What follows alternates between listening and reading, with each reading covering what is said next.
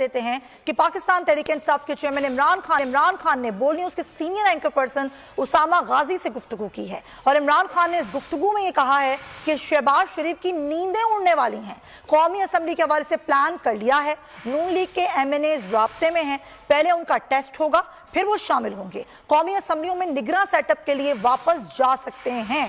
और ये भी कहा कि PTI कराची में हारने की वजह से तंजीम की कमजोरी थी। इसी पर बात करेंगे, सीनियर एंकर पर्सन उसामा गाजी हमारे साथ मौजूद हैं। उसामा, क्या गुफ्तगू हुई है आपसे इमरान खान साहब की?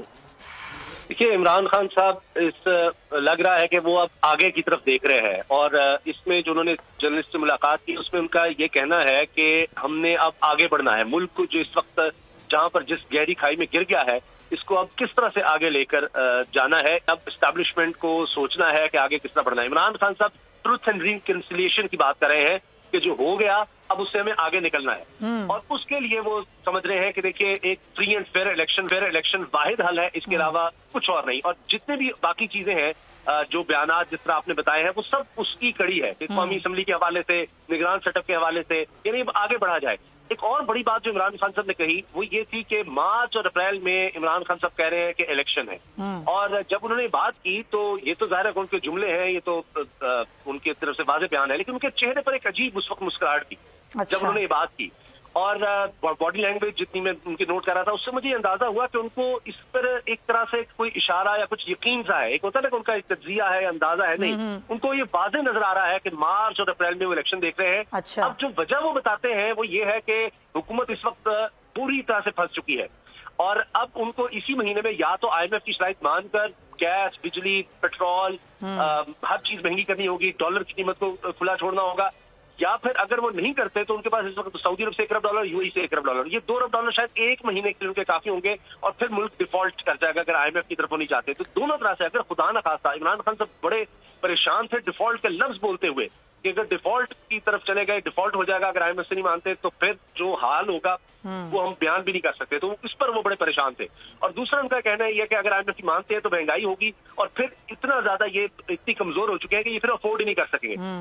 और उन्होंने कहा कि जिस तरह से हमने इत्तेमाद का वोट लिया है पंजाब में, कोई नहीं सोच रहा था, बड़ा ये मुश्किल था, लेकिन जिस तरह से ये हो गया, अब उन्होंने कहा कि पाकिस्तान की सियासत बिल्कुल बदल गई है। अब इसके बाद ये एक डिसाइसिव मूवमेंट थी और अब वो समझते हैं कि बैठकर और तमाम इदारों को बैठकर एक फैसला करना है कि अब मुल्क इस तरह से नहीं मजीद चल सकता, चोरों पे मुसल्लत जिस तरह किया गया है, अब एक ट्रुथ एंड रिकंसिलिएशन के जरिए हमें आगे बढ़ना, आगे की तरफ जाना है। और एक और बात इमरान खान साहब ने बड़ी वाज़ेह की कि मैंने एक बहुत बड़ी गलती की, मुझे पता होता कि ये सब कुछ होगा तो मैं कभी भी इस तरह की वीक गवर्नमेंट न लेता जो 2018 में हमने की। अब अगर इस तरह की कोई कमजोर हुकूमत इंजीनियरिंग करने की जो कोशिश इमरान खान साहब कह रहे हो रही है, सिंध में जिस तरह ये इलेक्शन कराची बल्दियाती, लोकल बॉडीज के बारे से बात हुई, आपने सवाल किया इस हवाले से? जी, और जो वहां पर बात हुई लोकल गवर्नमेंट के हवाले से कराची के, उन्होंने कहा कि जी एक तो पीपल्स पार्टी सिर्फ और सिर्फ धांधली करती है और उन्होंने कहा आप यकीन करें कि सिर्फ ये कराची या शहरी इलाकों नहीं, सिंध में भी यही हाल है, ये धांधली के बगैर जीत ही नहीं सकते, हर तरह की धांधली करते हैं। लेकिन उन्होंने कहा कि जनरल इलेक्शन में एक और मूवमेंट होती है, एक माहौल बनता है। तो इस दफा जाहिर है कि इमरान खान से पहले कह चुके कि उनका फोकस अब सिंध भी होगा, जो भी वो ठीक होंगे तो अब वो अगले आने वाले चंद दिनों में वो समझ रहे हैं कि वो पूरी तरह एक्टिव होंगे। अच्छा। उनके जख्म जो है तेजी से बेहतर हो रहे हैं, तो अब वो ये समझते हैं कि अब उनको निकलना है और आगे अब उन्होंने इलेक्शन की पूरी तैयारी करनी है और उसके लिए अब वो चीजें कर रहे हैं। और पाक लीग के हवाले से भी उन्होंने बात की कि जी अब तहरीक इंसाफ जो है इस वक्त वाहिद जमात है कि जिसका इतना ज्यादा मोमेंटम है कि हर कोई तहरीक इंसाफ की तरफ आना चाहेगा, तो काफ लीग के लिए भी बेहतर यही होगा कि वो तहरीक इंसाफ में बाकायदा शामिल हो जाए। और वो तो जम हो रही है ना आज, तो उस हवाले से भी कोई स्ट्रेटेजी प्लान उन्होंने किया। और दूसरा ये कि वो नून लीग के जो कुछ MNAs राब्ते में हैं, तो उस हवाले से खान साहब ने क्या बताया आपको? जी बिल्कुल, उन्होंने इस चीज को कंफर्म किया है कि है।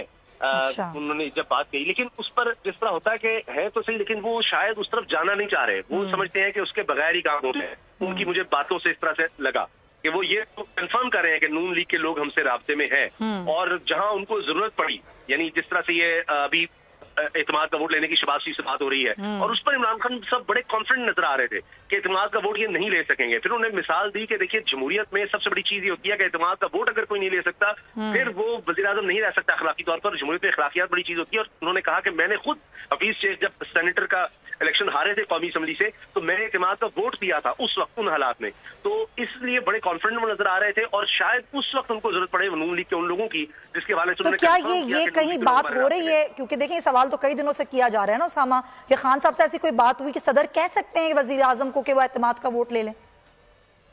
ये तो एक तरह से कंफर्म है कि अच्छा। ये तो उसकी स्ट्रेटेजी अब बना रहे हैं। अब जाहिर है उसमें देखना है कि शायद अब, क्योंकि इमरान खान साहब ने सिर्फ इतना बताया कि जी बिल्कुल ये होगा और हम उस तरफ जा रहे हैं और उसके लिए हम काम कर रहे हैं, उसकी स्ट्रेटेजी बना रहे हैं।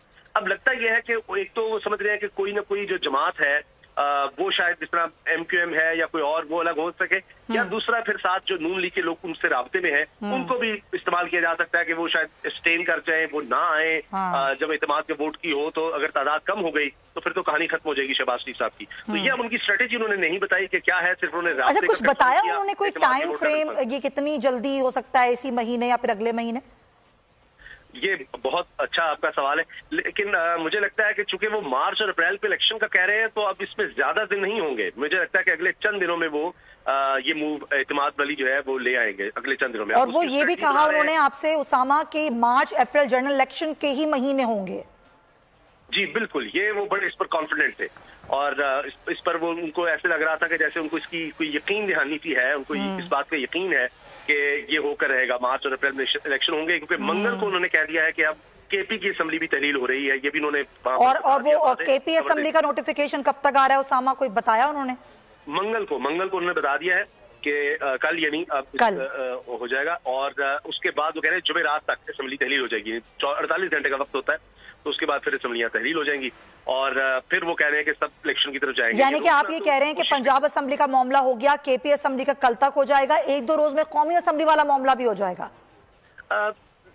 ये कहना मुश्किल है, लेकिन ये चंद दिन में जरूर मैं कह सकता हूँ, क्योंकि उन्होंने बताया नहीं है कि कौमी असेंबली का कब होगा। उन्होंने KP असेंबली का मंगल का बता दिया कि हम मंगल को तहलील कर रहे हैं और जाहिर है कि जब वो फिर 2 दिन 48 घंटे होते हैं गवर्नर के पास, अगर गवर्नर उसके ऊपर साइन नहीं करता नोटिफिकेशन पर तो वो खुद ब खुद असेंबली तहलील हो जाएगी। और वापस जाने की उन्होंने बात की है कौमी असेंबली में कि निगरान सेटअप के मामले के लिए हम वापस जा सकते हैं?